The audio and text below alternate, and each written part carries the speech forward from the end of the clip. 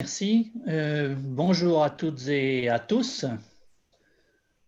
Alors, comme le rappelait Isabelle, en programmant ces 13e rencontres sur le pouvoir du langage, nous n'imaginions pas être à ce point dans le feu de l'actualité avec cette note du CSP de décembre 2020 qui a fait réagir vivement, on l'a tous constaté, les chercheurs et les acteurs de l'éducation sur différentes dimensions, à la fois l'orientation de l'école maternelle, mais aussi les domaines, les contenus et les méthodes.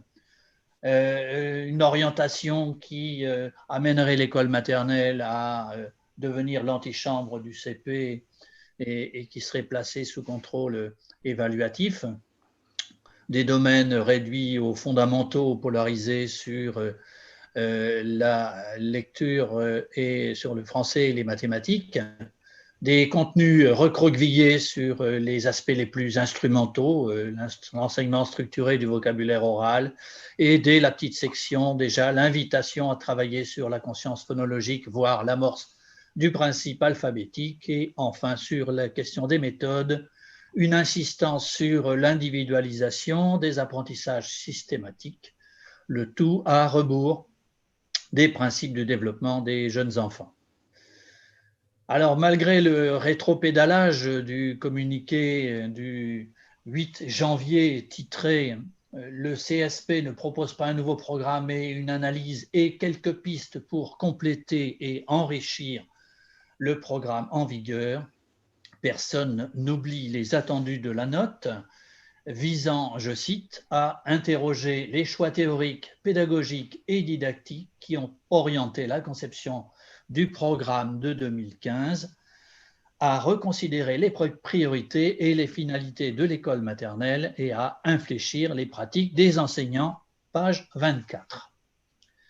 Les prescriptions officielles axées sur la langue, la phonologie et le vocabulaire nous semblent conditionner à l'étroit l'entrée dans le langage dans une approche plus formatée qu'émancipatrice. S'il importe de développer le langage des élèves, de tous les élèves, faut-il privilégier l'attention aux aspects formels ou se préoccuper de la nature des situations éducatives et du type d'interaction qu'elles suscitent? Faut-il privilégier l'écoute dévote de la voix de son maître, la répétition docile ou l'exploration conjointe de significations partagées? Question de sens pour les élèves, dont dépend évidemment leur engagement et leur prise de risque, mais question de sens également pour les enseignants chargés d'émanciper les élèves de leur tutelle. Alors, comment positionner la question du langage? On pourrait l'évoquer du point de vue fonctionnel, de ses usages, de ce qui fait sens, et d'autre part, du point de vue structurel, comment ça marche. Sur le premier volet, on sait que le langage, c'est une conquête spécifique de l'humanité et c'est un véhicule majeur pour la transmission des connaissances. Ce langage s'avère indispensable à l'enfant pour comprendre et se faire comprendre, pour communiquer de façon claire dans une communauté linguistique élargie au-delà de la famille, mais aussi pour accéder à l'écrit, représentation graphique qui lui est sémantiquement liée et structurellement redevable. Si l'écrit est lié à l'oral, le lien est réciproque, car la maîtrise de l'oral relève des standards de l'écrit. En effet, bien parler, c'est à la fois prononcer correctement, utiliser un vocabulaire diversifié et adapté à la situation, faire des phrases et produire des discours cohérents. Autrement dit, selon la formule consacrée, bien parler, c'est parler comme un livre. Les élèves arrivent à l'école maternelle diversement préparés à l'exercice normé du langage. Les uns sont d'emblée à l'aise dans leur prise de parole et on les voit prêts à envahir toute la place, quand les autres sont muets, malhabiles et cherchent plutôt à se faire oublier. Et au-delà des élèves allophones, qui ne bénéficient pas toujours des structures auxquelles ils ont droit, l'usage du français comme langue maternelle ne suffit pas à aplanir ces différences. Qu'est-ce qui spécifie le rapport au langage des uns et des autres? Que sait-on des pratiques langagières familiales qui pourraient l'expliquer? Et le savoir pourrait nous éclairer sur les ruptures à engager pour les moins habiles. En toile de fond, en m'excusant par avance pour ceux qui ont déjà évidemment longuement fréquenté ces repères théoriques, néanmoins, il nous faut rappeler ce qui fait référence, les travaux sociologiques de Berzin Bernstein dès 1975, qui distinguent des usages différenciés du langage dans l'espace familial, des usages qui, montre-t-il, sont corrélés aux positions sociales et qui, au fil du temps, finissent par avoir des effets différenciateurs sur la scolarité.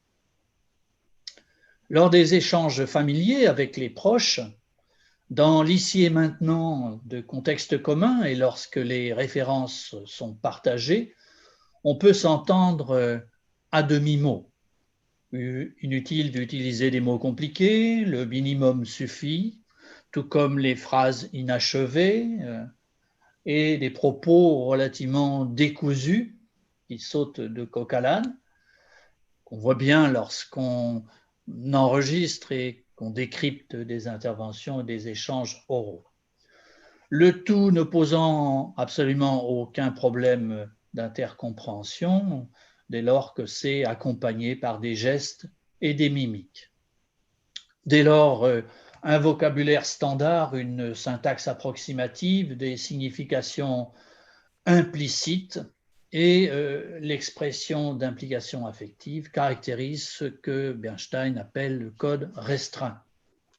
C'est une modalité d'échange quotidienne, plus fréquente, semble-t-il, dans les milieux populaires, où, je cite là les travaux de Daniel Thym à ce sujet, la communication verbale ne vise pas à apprendre des mots et des choses, mais vise essentiellement à maintenir des réseaux de sociabilité. Dans d'autres familles, les enfants sont plus fréquemment incités au rappel d'événements passés, à des reprises et des commentaires exigeant de préciser et d'organiser le propos. En effet, dès lors que l'interlocuteur n'a pas lui-même vécu la situation, il faut clarifier, reconstruire le contexte, indiquer les protagonistes et leurs intentions, occasion de prendre distance, de donner son avis, dire aussi parfois de tirer leçon de l'expérience.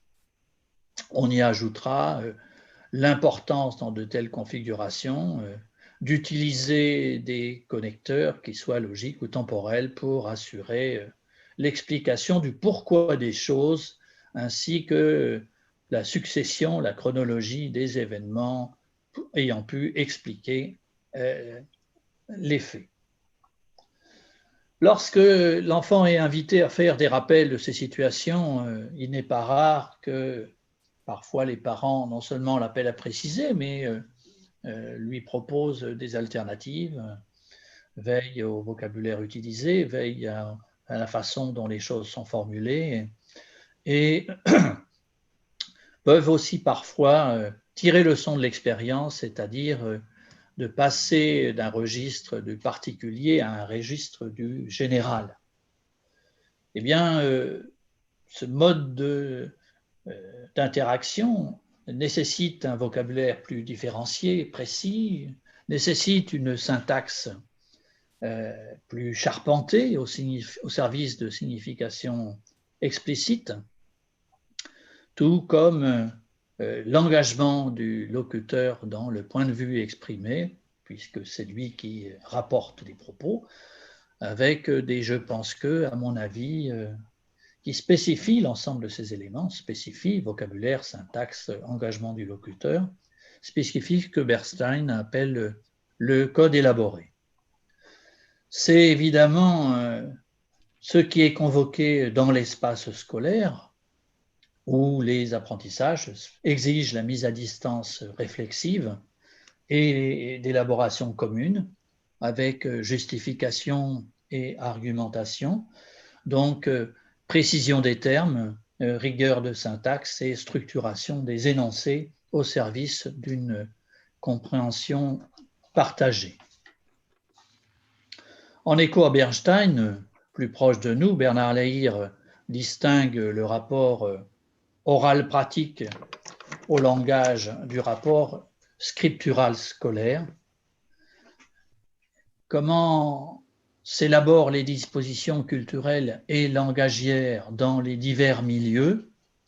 Après ses travaux fondateurs dans les années 90, c'est ce qu'il a exploré plus récemment avec un collectif de 17 chercheurs entre 2014 et 2018 auprès de 35 enfants de grande section, qui a donné lieu à son ouvrage Enfance de classe. Et les précisions que cette recherche apporte à notre connaissance dans la genèse du rapport au langage peuvent éclairer nos priorités éducatives. Alors, faut-il parler d'évolution ou de révolution du rapport au langage? Évidemment, c'est, comme à chaque fois, plutôt un peu les deux. Il est évident que chacun des élèves poursuit une appropriation langagière engagée bien avant la scolarisation. Cependant, on l'a évoqué, tous ne sont pas également préparés aux pratiques langagières convoquées à l'école. Si l'on veut reprendre de façon synthétique les points d'achoppement pour les élèves les moins habiles, quelle révolution, entendue comme quel renversement, faire opérer quant à leur rapport au langage? On pourrait sans doute les condenser en quelques points. Premier, c'est changer leur statut dans les échanges. Le deuxième serait plutôt du côté de l'usage du langage qui serait moins dans un langage d'accompagnement de l'expérience que d'un langage de mise à distance réflexive vis-à-vis de l'expérience. Enfin, le troisième pôle, troisième renversement serait plutôt du côté du rapport à la langue elle-même, cette idée de développer la conscience linguistique que les travaux de sociologie nous disent être aussi un élément différenciateur. Alors, si on reprend l'ensemble de ces points les uns après les autres, sur tout d'abord le premier point, la question du statut d'interlocution. Certains enfants, en arrivant à l'école, ont déjà expérimenté, nous dit Agnès Florin, des fonctions variées du langage. Ils savent que le langage sert bien sûr à communiquer, mais aussi avant tout à échanger des pensées, des réflexions. Quand d'autres enfants considèrent le langage essentiellement comme un moyen d'agir sur autrui et de contrôler son comportement. Certains enfants ont même des difficultés à comprendre qu'une question qui leur est adressée appelle une réponse de leur part. Comment l'expliquer? Faisons un retour rapide sur la genèse de ces dispositions. Ce que nous disent les travaux, c'est que dès la prime enfance, certaines mères, plus nombreuses dans les milieux favorisés, parlent davantage à leurs enfants que d'autres. Et là, lorsqu'on regarde autour de nous, on voit très très vite que ça va jusqu'à la caricature quant à la différenciation. Au-delà, ces différences, au-delà de la quantité, se repèrent surtout au niveau des réponses verbales. Certaines mères encouragent l'enfant à poursuivre et à renouveler l'interaction. Elles répètent les énoncés, les reformulent, font des propositions et des contre-propositions pour fournir des schémas langagiers à leurs jeunes enfants.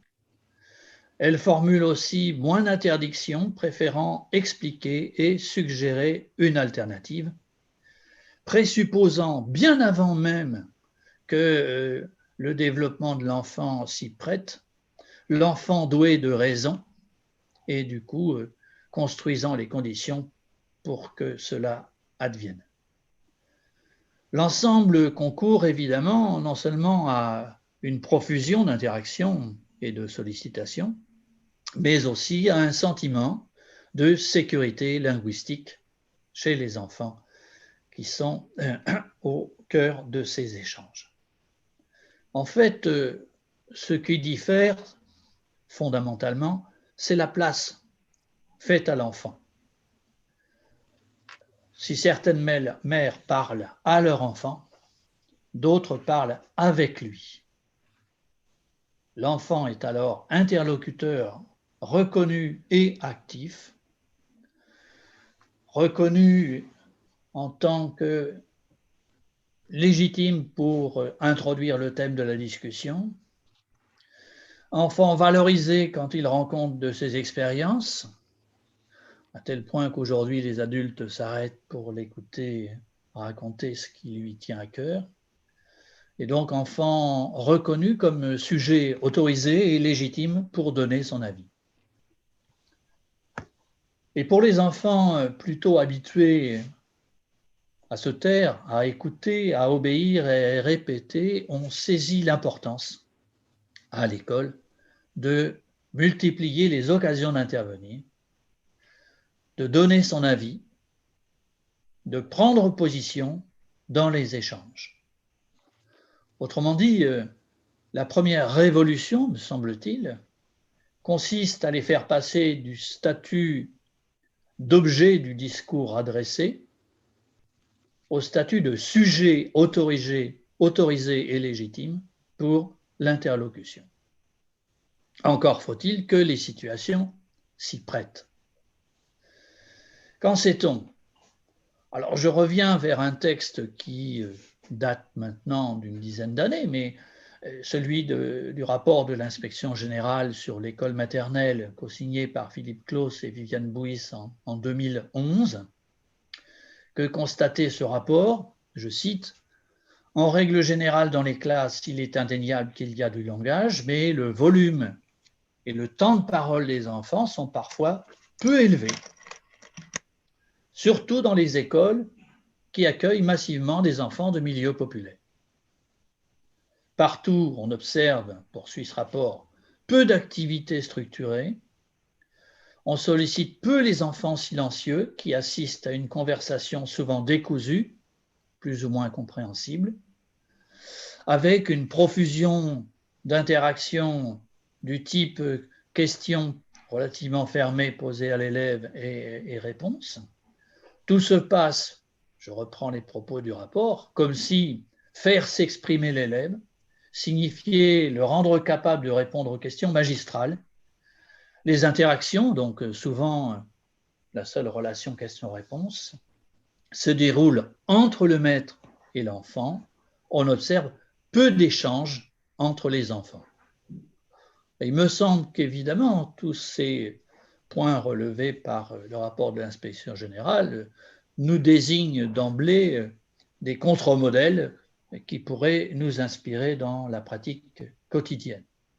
Alors, vous me direz, tout ça, c'était il y a 10 ans. Sans doute les choses ont-elles bien changé dans les classes depuis. Le deuxième point, c'est sur la question des usages du langage.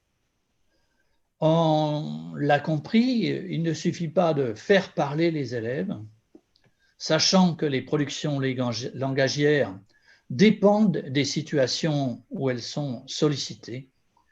La question se pose des occasions et des raisons pour lesquelles on les sollicite. Parce que ceux qui méritent notre attention peuvent échanger fréquemment avec leurs proches, mais ce qui singularise leurs habitudes, c'est que la parole n'est en général pas séparée de l'action ou des pratiques en train de se faire, parole qui est comme contribution, commentaire ou contrepoint d'une pratique de l'ici et maintenant dans un rapport qu'on pourrait reprendre ce terme de oral pratique au langage. À l'école, les enfants vont être sollicités à d'autres occasions, notamment pour des reprises à des fins d'apprentissage dont l'enjeu n'est pas toujours évident à leurs yeux. Je renvoie là au beau livre d'Apprendre l'école, apprendre à l'école, copiloté par Elisabeth Bautier et l'équipe ESCOL. Donc, dont l'enjeu n'est pas toujours évident à leurs yeux et mérite d'être clarifié. Et on pourrait peut-être serrer du coup différents types de situations propices à des usages spécifiques du langage. Des situations partagées, des situations de rappel, des situations de mise à distance réflexive. Les situations partagées, c'est où l'on dit ce que l'on fait ou cherche à faire, et les échanges s'opèrent alors dans un contexte commun, avec une profusion de non-verbal, sur des objets connus de tous. Là, on voit que c'est plutôt un langage d'accompagnement de l'activité que ces situations convoquent. Deuxième type de situation, ce sont des situations de rappel, telles l'entretien du matin, le récit d'événements ou d'activités passées, et l'évocation de ce qui échappe à l'ici et maintenant, d'un univers non partagé, nécessite de la part des enfants d'être plus explicite, de reconstruire le contexte, de repréciser en reformulant. Là, c'est ce que les textes depuis au moins 2002 appellent le langage d'évocation, qui est propre à ces situations de rappel. Et je distinguerai de ces deux premiers types de situations les situations de mise à distance réflexive, où l'on fait retour sur ce qui a été fait, mais au-delà d'un simple rappel, pour s'en extraire, dégager l'essentiel, tirer le son. Où là, on a un certain nombre d'opérations intellectuelles, comme une invitation à classer, à catégoriser, à justifier, à argumenter, formuler des règles, des principes d'action. Autrement dit, toute situation où on prend appui sur, mais pour généraliser. On pourrait ainsi distinguer de ce qui précède le langage de formalisation au service de la prise de distance, faisant passer de l'expérience à sa ressaisie réflexive, du faire au comprendre. Langage servant la secondarisation des objets du monde, servant l'élaboration intellectuelle et la conscientisation des procédures à des fins de transfert. S'il est aisé de dire à chaud ce qu'on pense, d'exprimer son opinion, il est bien plus compliqué d'élaborer un discours explicatif recevable.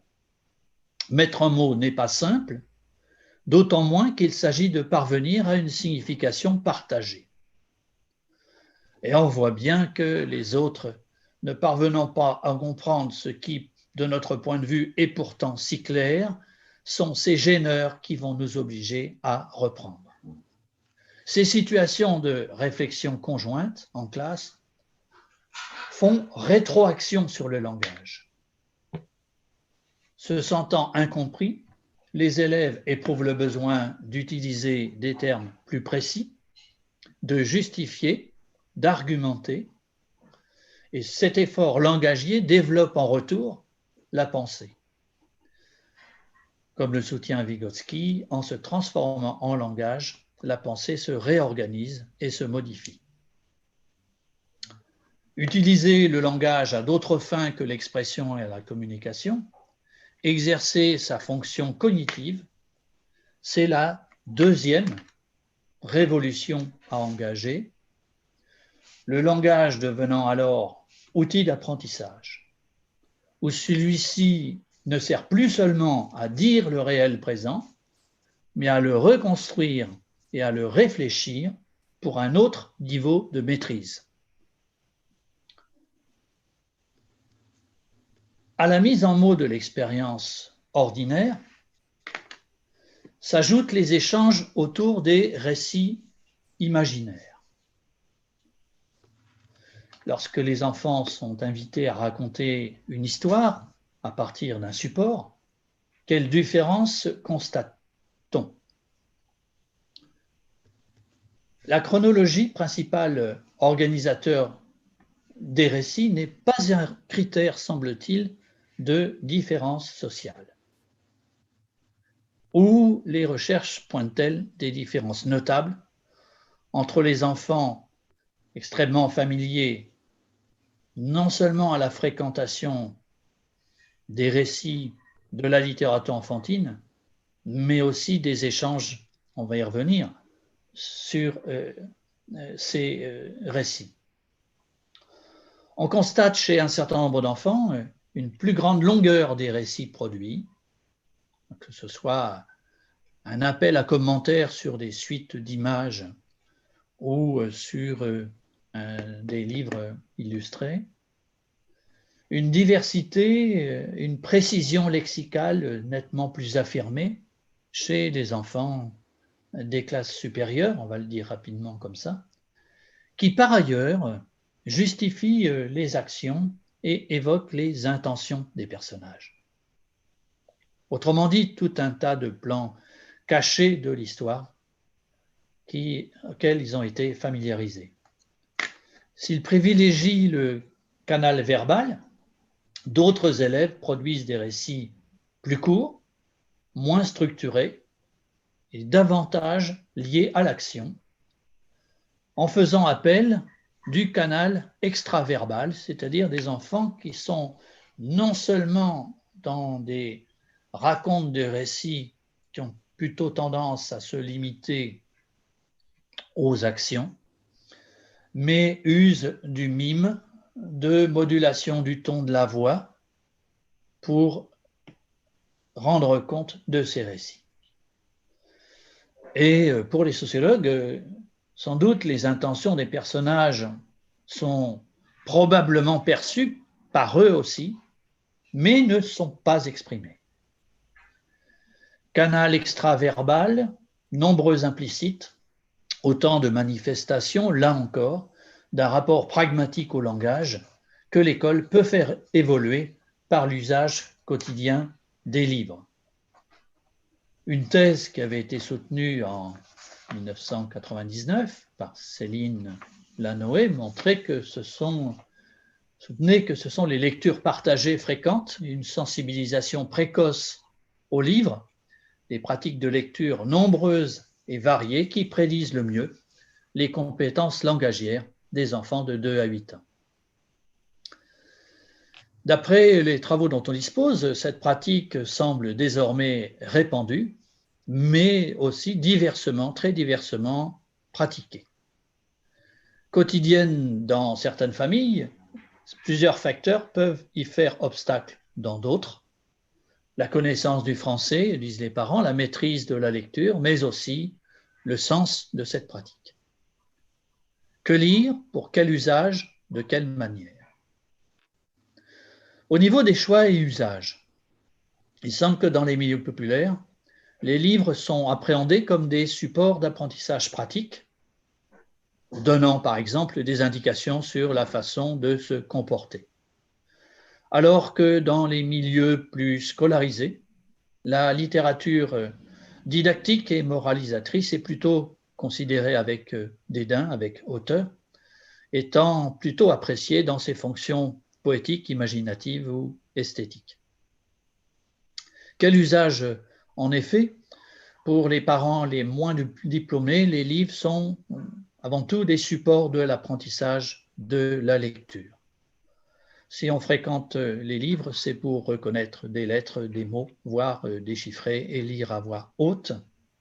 Quand pour d'autres parents, l'écrit permet de répondre à des questions, permet de faire des découvertes, est une condition d'accès à d'autres savoirs scolaires.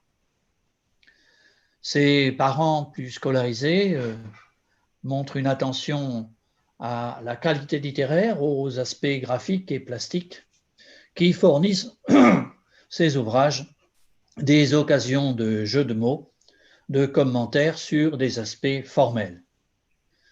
Ainsi, appréhendée par certains comme un moyen d'endormir l'enfant, la lecture du soir est au contraire considérée par d'autres familles comme une manière de l'éveiller à des usages élaborés du langage, contribuant à la constitution d'un rapport réflexif et esthétique au langage. Alors, sur les modalités de lecture maintenant, l'étude menée par Stéphane Bonnery en 2012 à ce sujet, avec toute une équipe, montrait que les familles populaires ont tendance à développer deux types de lecture. L'une oralisante, qui consiste à lire de façon ininterrompue, avec peu d'interaction à terme, comme si la simple oralisation d'un texte suffisait à le comprendre, comme si le sens était jugé directement accessible.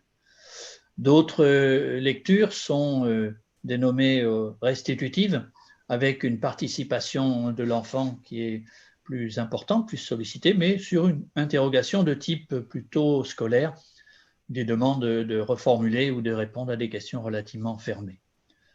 Dans d'autres familles, comme par hasard plus fréquentes dans les familles de classe moyenne et supérieure, les lectures sont de deux types, parfois appelées simplement motivantes, ou qui sont axées uniquement sur le plaisir partagé de découvrir une histoire, mais aussi avec plus souvent des lectures nommées élaboratives, où l'enfant est incité à réfléchir sur des critères précis comme l'identification d'indices qui accréditent ou pas des hypothèses de lecture, qui sont invités à articuler ces critères dans un raisonnement d'ensemble, et des enfants qui sont aussi régulièrement incités à commenter, à argumenter, à justifier leur position.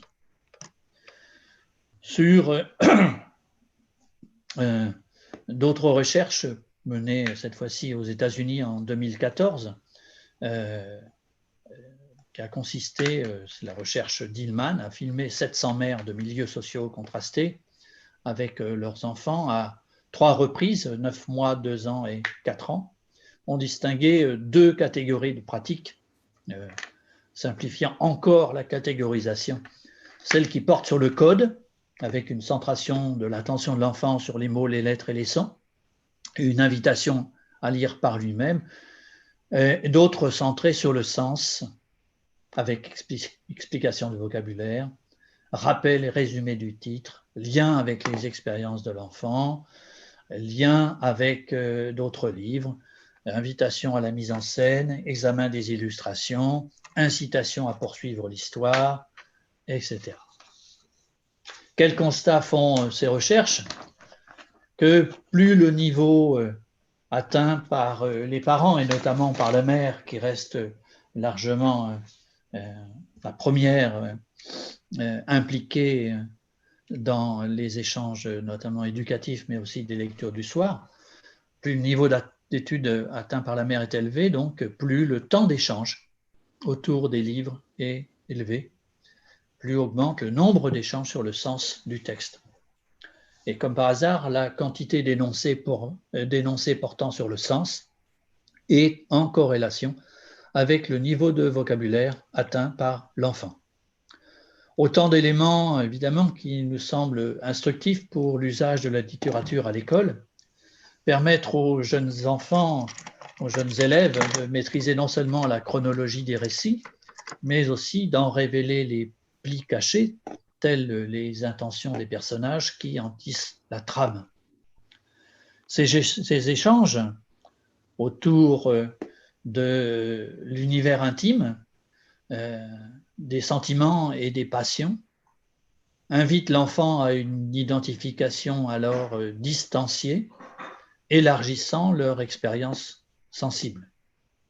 Occasion de mettre en œuvre, on l'imagine, des discours plus construits, un vocabulaire spécifique, l'usage des temps du passé et de connecteurs traduisant des rapports de causalité. Là encore, un usage élaboré du langage à des fins réflexives. Dernier pan de révolution, la conscience linguistique.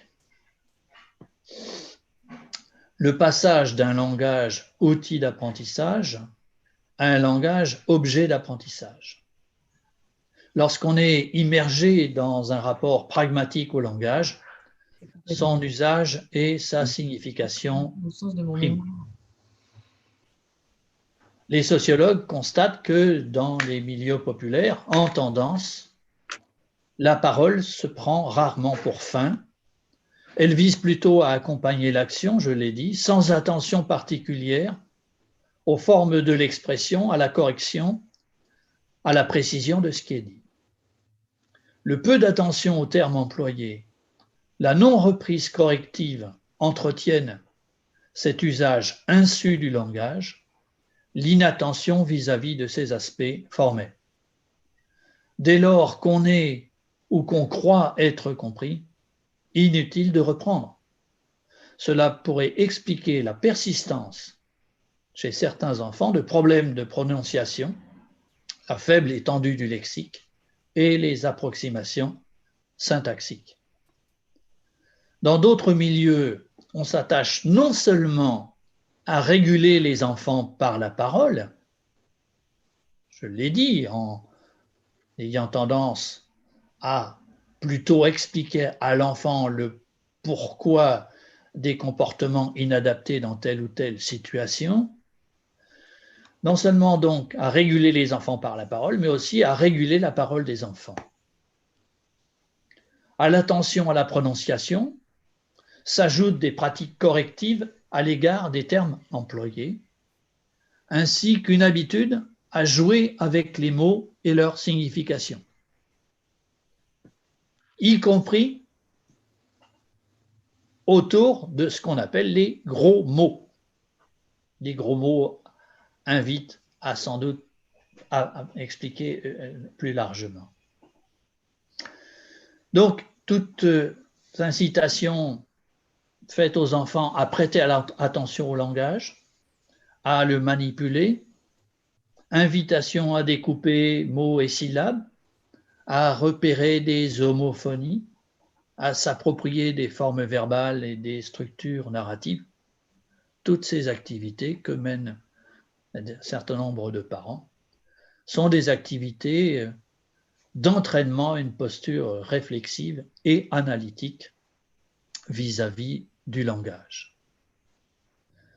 À l'école, l'attention aux formes langagières mérite moins d'être imposée que de s'imposer à des fins de mutuelle compréhension. On a vu que la nature des situations, dans une graduation de l'élaboration collective, impose ses exigences internes.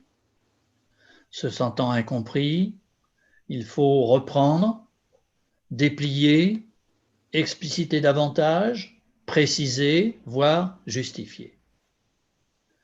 Cela n'empêche pas, en plus de ces situations, au fil des échanges et à des fins d'éclaircissement, de reprendre les énoncés malhabiles pour réfléchir collectivement à d'autres manières de dire ou proposer des alternatives quand les enfants, le collectif classe n'est pas en mesure de le faire.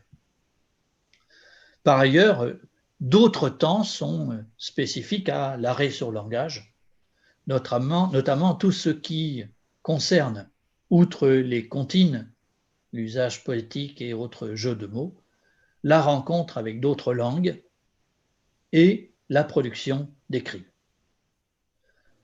À ce propos, l'observation des classes révélait en 2011 des carences, non seulement en occasion de produire des écrits, mais aussi dans la façon de les accompagner.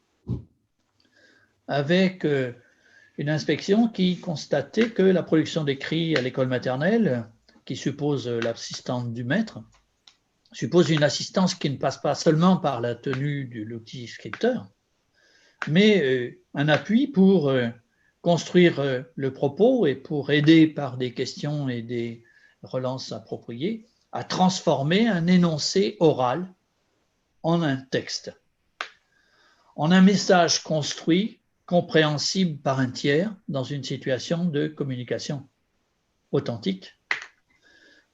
Difficulté à accompagner, à faire comprendre aux enfants, à faire prendre conscience que l'on n'écrit pas comme on parle.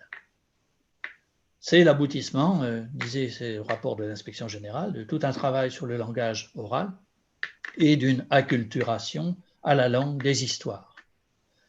10 ans après, on a envie de se dire, fait-on la place qui convient aux pratiques d'écriture? C'est à chacun de voir ce qu'il en est.